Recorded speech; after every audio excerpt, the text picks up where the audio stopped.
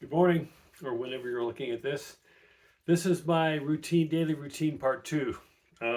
Yesterday I talked about exercise that I do, and I want to emphasize too that we in the West here, in regards to yesterday, uh, do not stretch enough. We never have.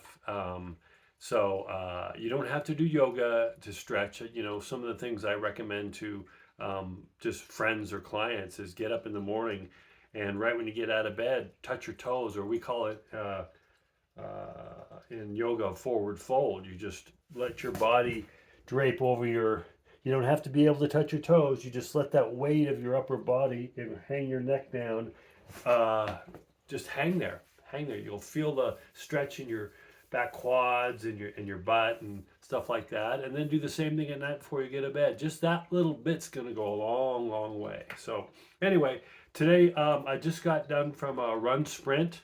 Beautiful morning.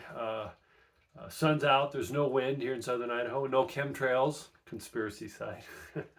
And I got back. I meditated. And now what I do in the morning after that is I do some supplementation and various sort of elixirs and mixers and things like that. So one of the things that I've done for years is this is my travel bottle is turmeric. You've probably all done it, heard about it. It's in mixture. You can get it in capsules. It is just it's got so many benefits for it. Look it up. One of the biggest benefits of all that I like it for is it's anti-inflammatory. So before reaching for any ibuprofen or anything like that, if you're kind of sore, you're achy, try turmeric. And now turmeric, for it to be really effective in the body, has to be mixed with either a fat or black pepper. That's why in a lot of Indian food, you're going to have the coconut milk and stuff, which they use turmeric, which that fat of the coconut milk is going to help the body absorb it even more.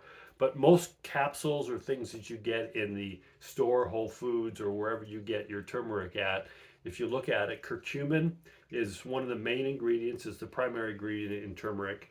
But also it'll say black pepper. They'll pre-mix it for you in the capsules. So what I do though, is I do everything the weird way. And I go to a place called Grocery Outlet, which is here in the Pacific Northwest, and I get my ground turmeric, organic turmeric in a bag like this. It's about a pound. And then I mix it with black pepper. So I do about a third black pepper to 2/3 turmeric here. And then I do, many people can't handle this, but in the morning, after I did my meditation and everything, I do a couple of teaspoons of it. I just put my teaspoon in here, put it in my mouth, and wash it down with water. It takes a while to get used to. I don't recommend it if you don't like it, but there's various ways. Turmeric is fantastic. I notice that when I go off turmeric for a while, I start feeling my age. I get achy, among other things. So I highly recommend turmeric. I used to grow it in Houston. Turmeric is a cousin of ginger, so the root look like those like bugs. It's fun. I used to grow it and then dry it and then grind it and just learn how to work with it. So it's always good. Knowledge is power. The other thing now, I'm at my coffee. So I drink coffee. I like coffee.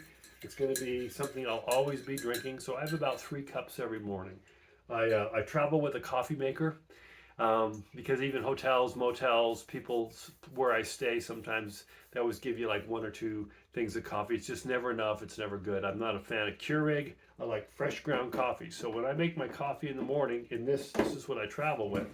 I put the grounds here, and then on top of the grounds, I put Saigon cinnamon from Whole Foods and nutmeg. These are, 2 spices, obviously, things that have been around for a long time, but both really good for us. Cinnamon's good for the heart, it's good for the blood pressure, it makes the coffee taste better. Nutmeg has a tremendous amount of, anything that comes from the ground is going to have health benefits for us. So I do that, and I do my drip coffee in the morning. Then, first cup, I do mushrooms. Mushrooms are getting very popular now, which is great, but people like us in the know, it's been around thousands of years. Any fungi, there's tremendous benefits for it. So I do turkey tail.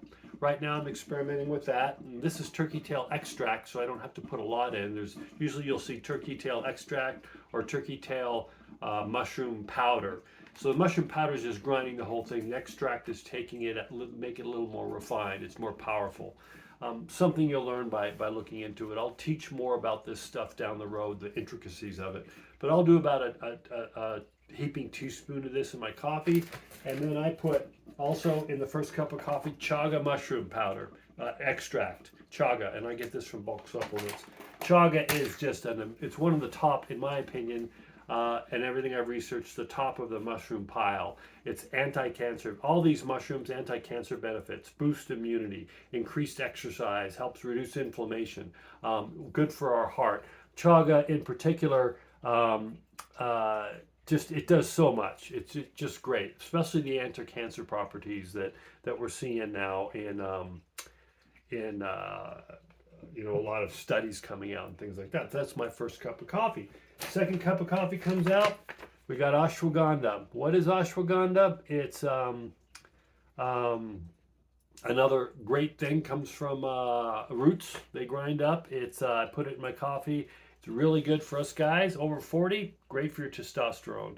I've been fortunate enough to be lucky with my testosterone my whole life because of the exercise and how I'm eating and living, but also it's always good to enhance things. So this, with the other thing that I talked about yesterday, what I also put in my coffee is pine bark extract. That's a tough one to get down. I've been trying to figure out how to, for about 6 months now, what's the best way. I used to put it in my apple juice in the morning, and apple juice with a cleanse and drink that, but there's still a bitter aftertaste even by me.